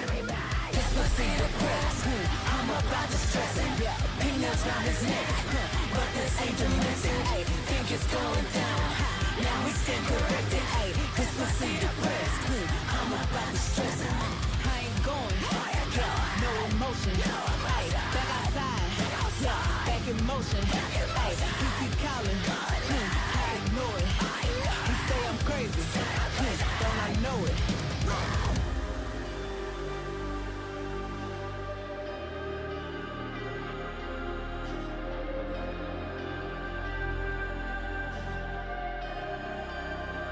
Leave me alone in the dark. I am shedding my skin. I need to harden my heart to protect myself from the pain. Leave me alone in the dark. I am shedding my skin. I need to harden my heart to protect myself, but the pain remains within. So yeah, I mean, as you can see, it's a very short feature. The track in general, the original track itself is very short. It's the same amount of time, almost a little bit longer. I think it has a longer outro. Actually, no, I think it's the intro. Actually, that's maybe it's both the intro and outro, if I remember correctly. That's slightly a bit longer. It's more of like an interlude for the intro than like as a drifting sort of outro. But there you have it. I mean, most people would say that this is a pretty basic, pretty bread and butter, pretty lazy, quote unquote, sort of remix. But I honestly don't really know how much more they could have done with this track, because I mean, it's pretty short to begin with, and on top of that, they actually have guitars in the actual track. I don't want to call it, it's more of a pop rock sort of track at its basis. Like the bass version is sort of pop rock. This just puts more of a heavy spin on it. So if anything, it's more of a heavy remix than a rock remix. So I definitely feel like the original tracks is more like pop rock, sort of hip hop. But yeah, I mean, either way, dude, it's a huge deal. I just find it really funny because never in a million years did I ever think I would hear Courtney from Spiritbox screaming, "This pussy depressed, guess I need to stress it," or whatever she says. Like, I never in a million years would ever thought I would actually hear her say something like that. But you know, as we start to get more metalcore remixes, I guess you could say, of hip hop tracks, as these collabs become more common, we're probably gonna start hearing some of our favorite vocalists say some pretty wild stuff that's just like a little bit more uncommon that we a little bit more uncommon than we're normally used to hearing them say. But anyway, that's that. None of that matters. This is I mean, as you can see from the comments, people are just as shocked about this. I mean, I don't think it's like this amazing, out of this world track, but I think the fact that the collab has happened is a huge deal. It's a shame that this doesn't even have a fraction of the amount of views as like the normal version has, but I think if it could hit a mill, that would be awesome. It only came out 3 days ago, so it's been getting like 100K views a day. So hopefully in a week from now, hopefully this does hit a mill, and I think if it could hit a mill, that's a huge deal. That would be amazing if this could hit 1 million views from a week from now. So, I think this is probably one of the biggest deals that ever happened in recent metalcore history for sure. I know Spiritbox has also been nominated for the Heavy Awards as well, which I don't know when that's taking place, but they are. I think they got nominated along with like Slipknot and like a couple other bands. I think, I'm not even 100% sure, but I did see a tweet about it. And yeah, I'm gonna be keeping my eyes on that. I mean, Spiritbox, they cannot be stopped. They are our forerunners. They are at the forefront of the metalcore army right now. Like I said, along with, Bad Omens, along with Architects, they are really putting in the work, and we're going to see great things happen from, like, Spiritbox is really going to pave the way for the future. I'm telling you, they are, whether you like it or not, they are really sort of what is dictating what is going on in terms of growth at a more massive scale within the scene right now. And that's just how it is. You'll have some of these bands that will land collabs like this, and they are going to really bring in like the next generation, the next wave of listeners. So don't be salty about it. Love it, embrace it, appreciate it. I know sometimes it feels weird to see, people who either in the past disrespected the genre or never really understood it. It feels weird to see these people like, give it a try and like even start bandwagoning to a degree. But as long as the artists stay true to themselves, and as long as they keep releasing music that, resonates with them and that feels true to them, I think none of it matters, just as long as we keep getting good music. And, that's all I'm really worried about. So yeah, anyway, that's going to do it for our metalcore segment this week. That's all I really wanted to cover. Next week, I doubt this is going to be as juicy of news, but, I don't know, maybe if the heavy awards happen within the next, like, couple days, I can cover that as well in next week's episode, but honestly, I don't even know that's going on. So we're going to move on now to our final sort of segment, our final sort of arc of this episode, which is we're going to talk about some Modern Warfare 3 stuff. The Bloomberg Modern Warfare 3 report, which is something interesting in and of itself. Let me see if I can pull it up here, because I got my tabs all scrambled, my tabs all messed up. So Modern Warfare 3 came out this Thursday. I have been playing a little bit of it alongside Poke-MMO. I will say it has been a little bit nostalgic to finally get back to playing some Call of Duty, like more than an hour a day. I think I put in a couple hours the day that it came out, which is not a lot of time. I understand there are people who are already like level 50, and I'm like, dude, you've been playing all day, man. Like, come on, give me a break. But yeah, it's been an interesting experience. Like I said, it's very hard for me to make solid judgment calls on some of these games that have just been milked over and over and over again, because I don't spend a lot of time playing new games. I don't spend a lot of time playing I haven't spent a lot of time playing Call of Duty literally since Advanced Warfare came out. That was the last Call of Duty game I probably would say I've put in over 100 hours in. So every single time a new COD comes out, for the most part, I'm satisfied, because it's like I haven't put as much time into the last one, so it's just like everything's pretty fresh to me. So it's very hard for me to make, clean judgment calls on this sort of stuff. But when it comes to Modern Warfare 3, there has been a lot of confusion surrounding the game since basically it was announced. I knew from jump that we were supposed to be getting a different COD game this year. I think that was the original plan. But then things started coming out that apparently we were getting MW3 as a expansion to MW2. And then that, in the end, didn't end up being the case. It became its own full-fledged game. This is sort of what this report goes over. And, like I said, I have yet to dive into it fully. I've only read bits and pieces on social media. We're going to dive into it today, sort of break it down. This is by Bloomberg. And this is going over like all the bells and whistles, all of what has been going on. Let me try and switch to this one here so you guys could read along with me. So we're going to break this down real quick, go over it. I'm going to share my thoughts real quick, and then we'll wrap up this episode for this week. But the main draw of this whole thing is new Call of Duty draws harsh reviews after rush development. Game is the first in the series after Microsoft's big acquisition. Yeah, but Microsoft really doesn't have too much of a deal to do with it, right? So, the latest entry in Activision Blizzard's popular Call of Duty video game franchise was made in half the time of previous iterations, a fact that may be contributing to a spate of bad reviews about the game's storyline, according to people familiar with the development process. Critics have panned the game, the first big release since Microsoft Corp closed its $69 billion acquisition of Activision last month, saying the storyline feels rushed. Okay. What Call of Duty campaign doesn't feel rushed? I feel like Call of Duty is not a game you buy for the campaign. Personally, I don't play the campaigns because I just feel like the game is not made for campaign play. Anyway, most Call of Duty games are developed in around 3 years, but the bulk of Call of Duty Modern Warfare 3, which comes out Friday, was made in less than a year and a half, said the people who asked not to be identified because they weren't authorized to speak publicly. The abridged production schedule proved stressful for the development team, they said.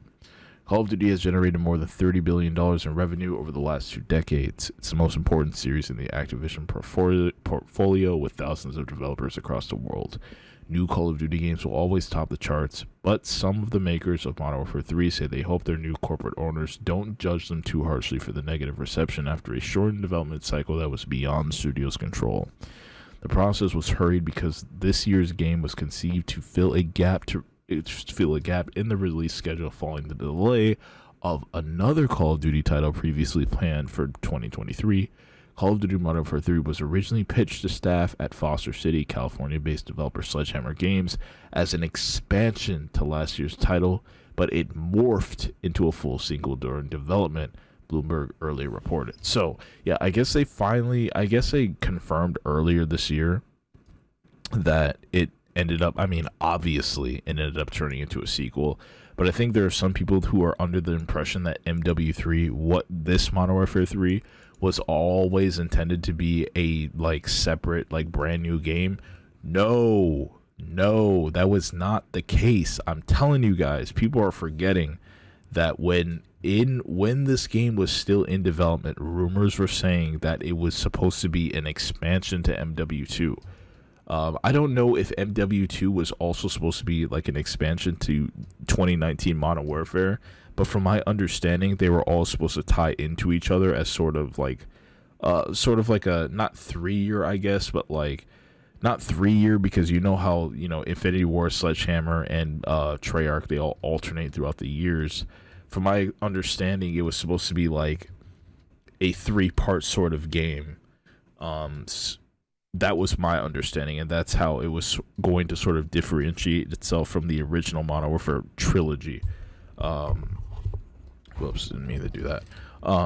So continuing here, Johanna Faris, general manager of Call of Duty, said in a Bloomberg TV interview Friday that it's wholly inaccurate that the new game's development timeline was shortened, but she didn't elaborate. Earlier, an Activision spokesman denied that Modern Warfare 3 was originally an expansion and said it was conceived as a premium game from the start. Okay, buddy. But more than a dozen current and former Call of Duty developers said that conflicts with what they were told at the time. Some of the employees said the plan was left ambiguous during the first few months of development, while others said they were directly told it was an expansion. All said they were under the impression it was an expansion until much later in the process. Dive deep. Oh, this is something else. So one thing I want to say about this, actually, is I personally feel like going forward, every Call of Duty game should have the option to be treated as an expansion. And what I mean by that is, I honestly feel like I should not be forced to pay for a game that is just so heavily known for its multiplayer every year. I feel like there's no reason why I should still be forced to pay for the campaign. And I feel like you would get so many more people on board, not only to try out the franchise, but to, be more coerced into purchasing future iterations of the franchise if they're not forced to buy the entire package. For a person like me, I haven't played a Call of Duty campaign since I think probably since Black Ops 2. I haven't touched a Call of Duty campaign since Black Ops 2. And I think the only Call of Duty campaigns I ever touched was Black Ops 1 campaign and Black Ops 2 campaign. I haven't touched one since then. I haven't touched one since then, because I know when I buy Call of Duty, it's strictly for multiplayer. And while they have options, or at least they had, I don't think they do anymore. I'm not really sure. I'd have to go back and check. But while I know they had options for a couple past Call of Duty games on PC for you to choose to download either the campaign, zombies, or multiplayer, there needs to be an option going forward to just purchase either the full game or purchase sectors of the full game, whether that be, the basic online multiplayer, zombies, or the expansion. I think that would be a great way to get a lot more people interested in just keeping up with every single Call of Duty, because now that these games are $70, a lot more people are not quite interested in buying a new Call of Duty game every single year. I mean, it's going to top the charts regardless.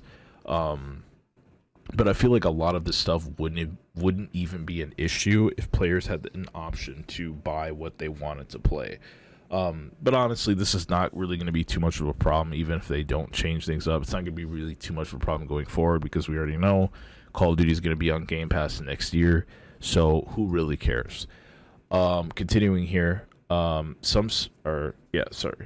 Howland, the studio head of Sledgehammer Games, said in an interview that some team members may have been convinced the new game was an expansion because it is a new type of direct sequel to the previous game. Unlike previous Call of Duty titles, Modern Warfare 3 allows players to transfer their weapons and gear from last year's game. So yeah, that is something I'm working on right now. I'm super behind with leveling weapons, and should have been on that. But I'm doing it last minute now, so I'm starting with MW2, as many MW2 weapons as I can right now, and trying to get those leveled up, and then I'm going to move to MW3 weapons. So yeah, I got a lot of work to do. Probably might be doing some of that stuff on stream as well, going forward as well. Just a quick FYI. Some staff at Sledgehammer who had to work nights and weekends to finish the game said they felt betrayed by the company because they were promised they wouldn't have to go through another shortened timeline after the release of their previous game, Call of Duty Vanguard, which was made under a similarly constrained development cycle. For the first few months of the project, which was codenamed Jupiter, the story was conceived as a smaller-scale Modern Warfare spin-off set in Mexico that would be more achievable on a short timeline than the usual globe-trotting escapades of a full new campaign. But in the summer of last year, Activision executives rebooted that story and told the developers that instead they would be making a direct sequel to Modern Warfare 2, centering on the villain Vladimir You're kidding me, right? Vladimir? Jesus Christ. Makarov, and featuring missions from all across the world. Let me get a quick sip of water. The reboot ate into the schedule and forced the developers to complete the new campaign in roughly 16 months. That's actually insane. 16 months. So what is that? That's not even a year and a half. That's like a year and like 4 months, dude. That's crazy. That is crazy. The shortest development time for a new Call of Duty game in years. The game's story has received bleak reviews from from the largest gaming outlets. GameSpot critics SC Doster offered a mediocre 5 out of 10 rating and a declaration that the story doesn't do much worth seeing. At IGN, reviewer Simon Cardy gave the game a 4 out of 10 and wrote that the game feels hastily put together, adding that if this is the quality we've come to expect from Call of Duty campaigns, maybe it's for the best if a year or two is taken to reset and raise this low bar back to heights of old. The early reviews focus exclusively on Modern Warfare 3 story missions and didn't cover the game's multiplayer and zombie modes. Sledgehammer's Howland said in a statement that the game was a labor of love and that his team has worked hard to deliver on this vision, which has been years in the making. Analysts said that even a critical flop probably won't change much about the series over the next few years. I don't see it having a lasting impact on the franchise or any of Microsoft's plans with the franchise, even if it is universally panned, said Kevin Tsao, an analyst with Bloomberg Intelligence. But a consistent drop in quality starting with this game, he said, might drive Microsoft to shift its strategy or cut back on the annual release schedule of that Call of Duty has followed since 2005. After Call of Duty Vanguard, developers at Sledgehammer had originally pitched a project codenamed Anvil that would be set in the universe of the company's futuristic 2014 game Call of Duty Advanced Warfare, according to the people familiar. But before it could get very far, Anvil was shelved. As the company was informed, it was instead working on another Modern Warfare. So this is what I originally heard. This was what I originally thought was going to be the plan, was that this year we would receive the Advanced Warfare 2. That is what way back, what, it had to have been 2021 is when I first heard that Advanced Warfare 2 was in the works. And I was like, okay, cool. So when it's Sledgehammer's turn, we'll get Advanced Warfare 2. I wasn't really like, okay, cool, because to be very honest, I do not, I don't want Advanced Warfare 2. I can't explain to you guys enough how much I don't want Advanced Warfare 2. I don't want to go. It's been so many years since we've gotten Jetpack Call of Duty, but I don't want to go back to that. I don't want to go back to that ever again. I prefer boots on ground Call of Duty. There is no amount of time that can pass. No amount of time that could pass that will make me yearn for Jetpack Call of Duty to make a return. Mark my words, there is nothing that can make me ever want to have to bear witness to that stuff ever again. I promise you, there's literally nothing. After Call of Duty Vanguard, developers at Sledgehammer had originally pitched a project. Oh, I already read that. Or did I? Oh, yeah. Okay, so the nature of this new release was left hazy, but the scope was ambitious and included an update to the popular Zombies mode, several multiplayer maps, and a single-player campaign. Few developers were surprised when they were later told that the release would be a sequel to last year's Modern Warfare 2, but the shortened cycle took a toll on Sledgehammer's staff. Developers also said they were frustrated at having to run their content by executives from Infinity Ward, the Activision studio that's normally responsible for the Modern Warfare series. Staff on the game said they dealt with the inefficiencies, waiting on feedback, and making significant and sometimes unwanted changes based on directives from above. So, as you can see, a pretty big mess. And I guess this is just what happens when a concrete plan isn't really made. It seems like whoever higher-ups were in charge of making the decisions as to which game was being made for 2023, it seems like the direction in which they ordered things to go was very sloppy and very messy, to the fact that essentially 3 Call of Duty games were being worked on at the same time or within a very short period of each other.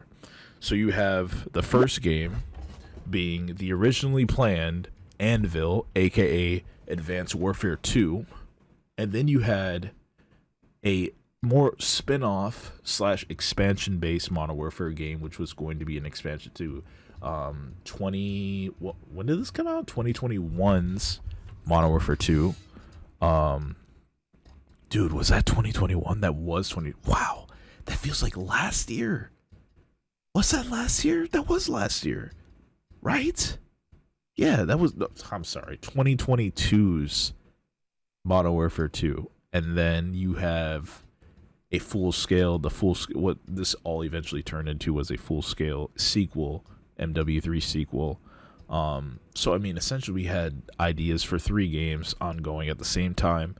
Advanced Warfare 2 seems to be still in the pipeline, still what we're going to get, though development has been shelved. It is likely what is going to be the next thing that we get. I'm not really sure if it's Treyarch's team next, or if it's Treyarch's turn next, technically. I'm not sure how that's going, because from my understanding, Sledgehammer did work on this game alongside Infinity Ward. Like, they worked on this game, though they were originally planning to... So they were originally working on Advanced Warfare 2, but then they had to change ship, and it was like, no, we need your help on this, which was going to be a spin-off / expansion, then turn into a full-fledged. So because of that, they had to shelve Advanced Warfare 2. So now, that sort of makes me think there's no way an Advanced Warfare 2 would be available or ready for next year, which means Treyarch. Since they haven't been doing anything, Treyarch then, right? So it would be Treyarch next year, if anything. But, I mean, obviously, it seems like a whole mess. And I think definitely the whole Call of Duty situation will be either more streamlined or completely reformed by the time Microsoft fully takes over next year. I think we might either see something completely different take place, or maybe only one developer is going to be doing Call of Duty now. I'm not really sure how that's works with the rights. I don't even remember how that whole situation came about, but I would think that things change a lot now that Microsoft has purchased Activision and Blizzard. I would think the whole process is going to change, but I really don't know if they plan on keeping things the same or not.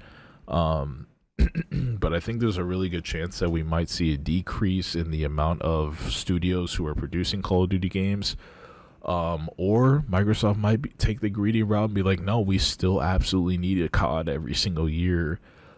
Which personally, I just don't think that we need. I think every 2 to 3 years would be perfect. I really don't like this every sort of 3 years sort of thing. I remember vividly almost when Modern Warfare came out. 2007 Modern Warfare, when that game came out, and I remember it being the biggest sensation in the video game industry that I ever bore witness to that I ever witnessed outside of Halo 3. I feel like I've lived through this makes me sound so old, and I wasn't even like able to experience it 100% because, you know, I didn't have these consoles, but I feel like I've lived through 2 to 3 really large scale defining video game industry moments when it comes to launches in my life, I guess when I was younger, and that was Halo 3, which came out in... Halo 3 was 2007 as well, wasn't it? I'm almost 100% sure. Yeah, it was. Yeah, so when was Modern Warfare? That was 2007 as well. I know it was. No. Modern Warfare Original. I have to look up Original now. It was 2007. So, I mean, those were the same year, which is insane. So, Halo 3, Modern Warfare 2007, and for the third, I mean, I don't even know. I guess I could say World of Warcraft. I mean, World of Warcraft was a sensation when it came out. I mean, the Burning Crusade, Wrath, when all those games dropped, they were huge deals. But I mean, if we're gonna talk console gaming, then Halo 3 and Modern Warfare for sure. I mean, even though Halo 3 was such a huge deal and was so defining, I feel like Modern Warfare 3, I mean, dude, I'm sorry, I feel like Modern Warfare was just also such a big deal. I heard about it everywhere. It was getting Game of the Year. It was just this incredible thing. And you really just don't hear about Call of Duty like that ever.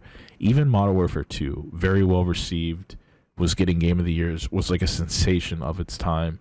But ever since then, it's never sort of been on that level in terms of, I just don't feel like it's never been highly praised to that degree.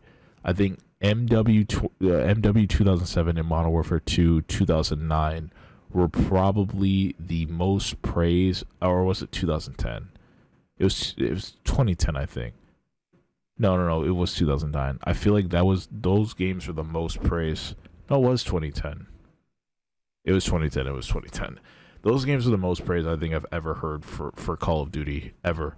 Probably since I think maybe anything that would come close would be when Warzone came out. And I mean, obviously Warzone is like the battle royale to go to outside of Fortnite. I feel like that was the last time I really heard Call of Duty be praised in such high spirits. And I feel like maybe Microsoft can really lead us back to a time or bring us back to a time where that can continue again. But I think with these games coming out every single year, the fatigue is real. It doesn't feel special. Everything feels more similar because, I mean, it is a FPS at the end of the day. It is for the most part, World War II, sometimes modern day FPS. Most of the time, it's gonna feel the same year after year after year. And I feel like, I think the only way that we can sort of get around that and sort of take this franchise to the next level is have these titles be cooking a little bit longer, and for us to finally push Call of Duty into the true next generation. Because I feel like the only thing that really feels next gen about COD right now, in my opinion, if not the visuals, I guess, for the campaign, visuals for COD aren't even that great in my opinion, but I feel like if there's anything that made it feel next gen as of recent, that is Warzone, and that is it. Otherwise it feels, I don't want to say it feels the same as it does, back in the 2010s, but like it doesn't feel like much has changed since then. If I have anything to say about it. So very interesting situation. It's we're gonna see a lot more stuff like this come to light, especially since a lot of this was probably going on during COVID era. I'm pretty sure things were really stressful for a lot of the teams that were in charge of these games. But yeah, it's gonna be really interesting to see what happens with Call of Duty going forward. I'm curious though, did IGN really give it a 4? No way they gave it a 4. So IGN, so it's a multiplayer review. They gave it a, there's no score. Yeah, and they're complaining about the TTK in the game, which is another thing I wanted to touch on real quick, because during beta, it seemed like TTK was people's biggest issues, that it was way too quick.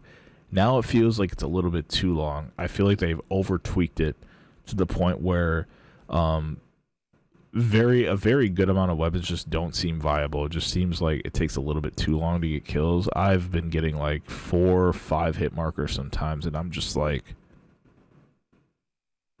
what happened to the quick TTK? But did people really complain that hard?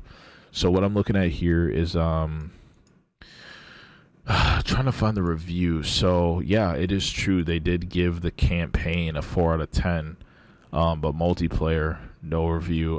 The zombies review is in progress. So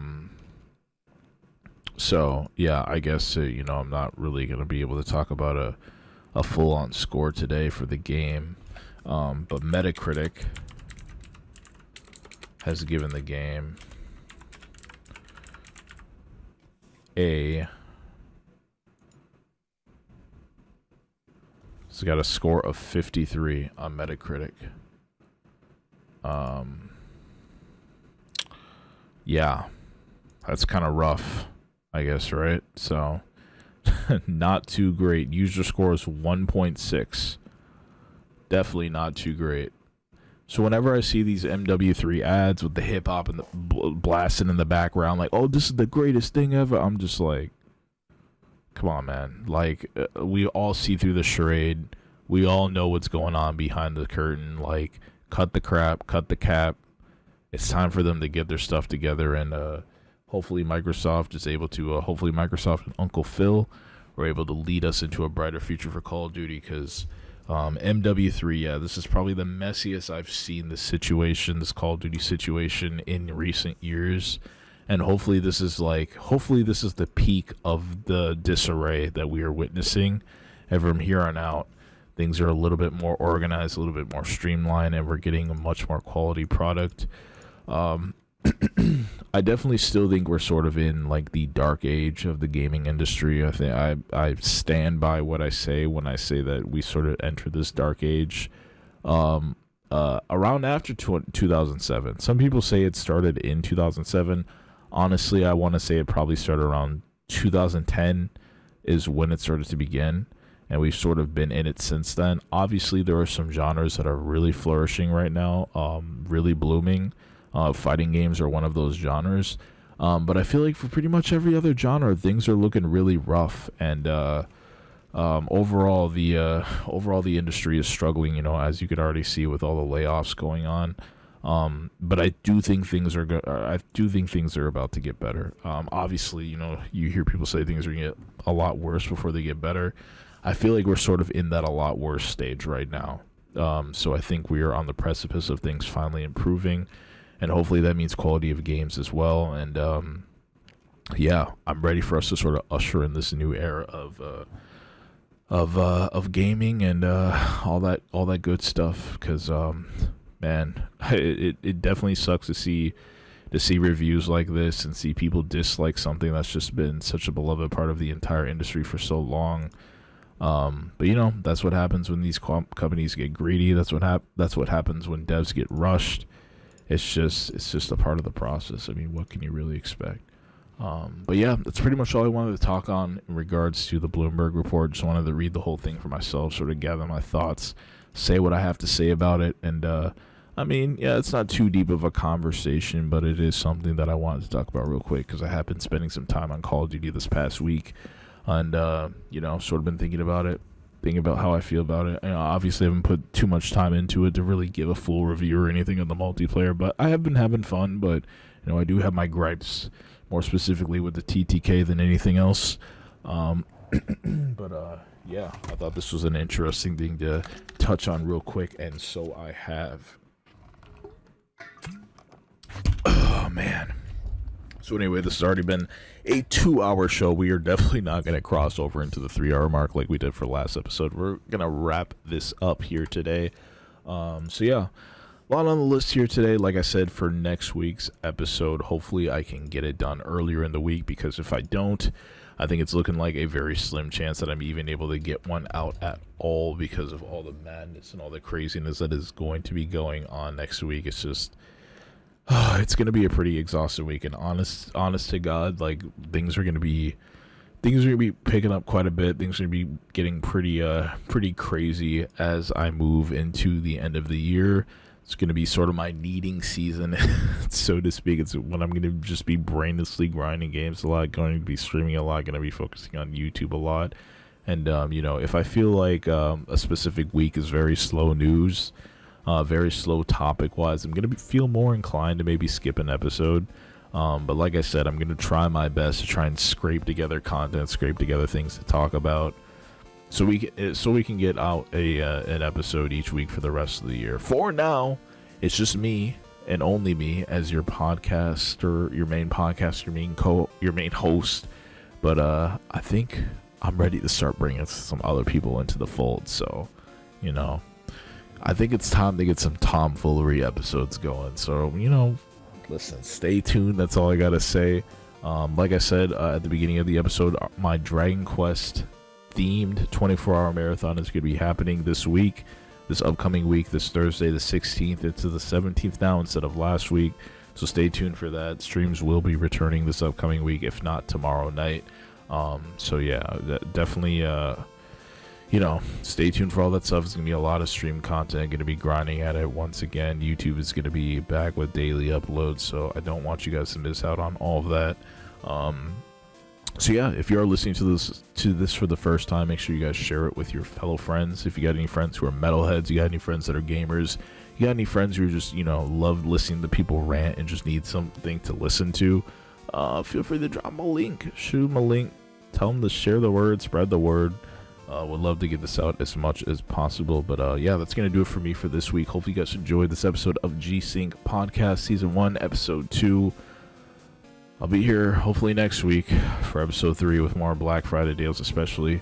We'll scrape together what news we can, and if there's anything to talk about, we'll talk about it.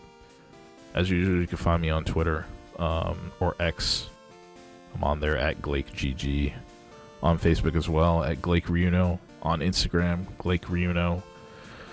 And I think that's pretty much all I use, right? TikTok, GlakeGG. I'm GlakeGG pretty much everywhere. Let's be real. You can just, nobody else goes by Glake. Like, you just find me anywhere by just typing Glake. Let's keep it 100% real. But anyway, thanks for listening, guys. Thanks for hanging out with me this episode. Hopefully you guys enjoyed it.